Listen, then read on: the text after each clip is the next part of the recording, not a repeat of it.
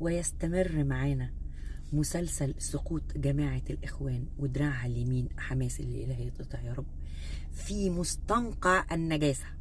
غرزوا في المستنقع يا اخويا، واتاري المستنقع ده ملوش قاع يعني رايحين هم ما بيوقفوش. لسه يا دوبك احنا مخلصين المظاهرات اللي عملوها في تل ابيب قدام السفاره المصريه بيهتفوا ضد الرئيس عبد الفتاح السيسي وضد مصر.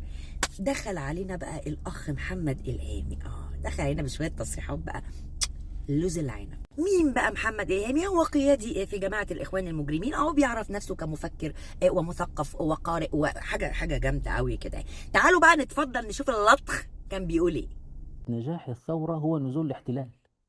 علامه نجاح الثوره في اي مكان في بلداننا هو نزول الاحتلال. واتذكر هذا الكلام كنت اقول في 2015 و2016. هم صلي على النبي، مش ده يا جدع اللي حصل في سوريا بالظبط؟ مش ده هو نفس التجربه السوريه؟ لا اله الا الله. يعني انت كده من الاخر بتقول لاسرائيل انصفينا ونجحينا وحطينا على الكرسي تاني واحنا هنسلمك سينا. ما يقول لك الثوره ما بتنجحش الا لما يبقى في احتلال.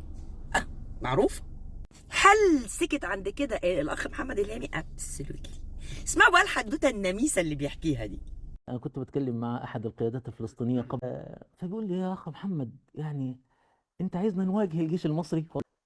لقيت نفسي متعجب، قلت له يعني يا أبو فلان، أنت متجرئ تواجه الجيش الإسرائيلي ومش متجرئ تواجه الجيش المصري؟ يعني أنت عندك الجرأة، الوحش الإسرائيلي اللي هو كل الجيش المصري في كام ساعة. نعم.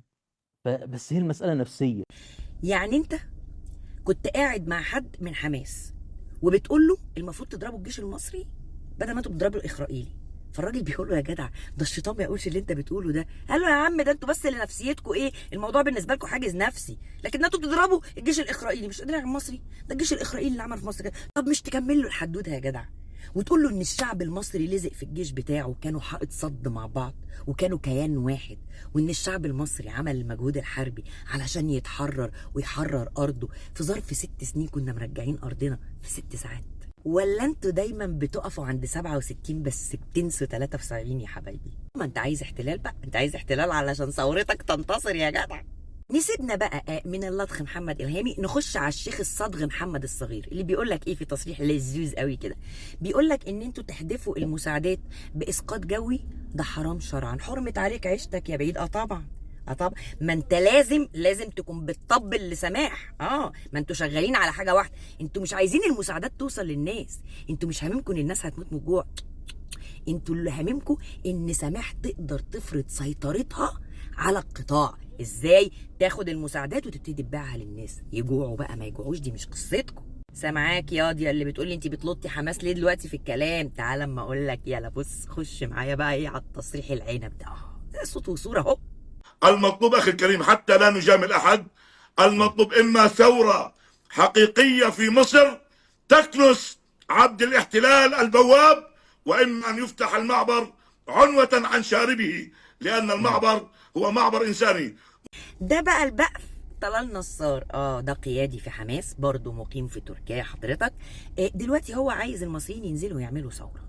انزلوا اعملوا ثوره او اتورطوا في حرب، خشوا افتحوا المعبر دوت عنوه. وهي عركه في خماره، احنا هنضرب كرسي في الكلوب كده. مصر لازم تتورط في حرب. بعينكم يا انجاز، بعينكم. شفت ولاد الحرام الفجره؟ ولاد الحرام الفجره كلهم يا متلقحين في قطر يا في تركيا، كلهم هربانين وبيصدروا الناس تموت من يوم 7 خرا اكتوبر على دماغهم.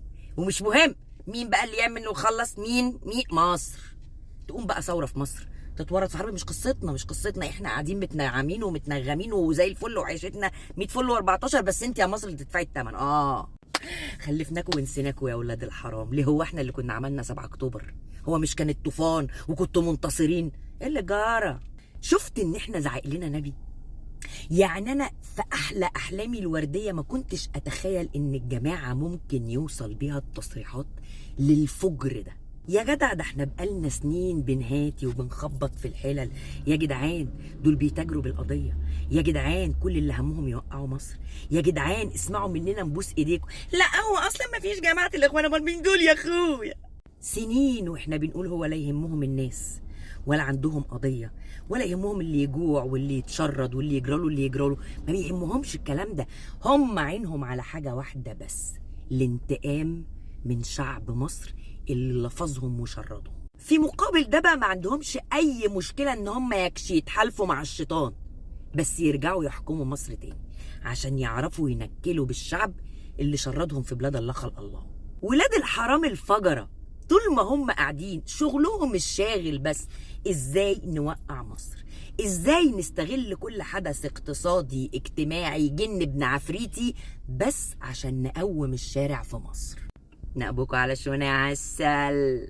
شطبنا بح كل اللي بتعملوه ده مخلينا مثبتين في القياده بتاعتنا وفي ارضنا اكتر واكتر. بس حياة ابوكوا تكتروا من الهطل اللي بتقولوه ده. ده مهم جدا، احنا محتاجين نوثقه لعيالنا واحفادنا عشان يعرفوا ان الزفر عمره ما هينضف، وان جماعه الاخوان المجرمين هتعيش طول عمرها في مستنقع النجاسه هم ومن والاهم. فكملوا يا جدعان بقى، كملوا، انا بحب الحاجات دي قوي، كتروا لي منها بقى عشان اصطادكم والطكم. ومساء الهنا على الشعب المصري الواعي الذكي اللي بطل ياكل من الاونطه وعرف ان ولاد الحرام الفجره مكانهم تحت جزمته. ساكو ورد.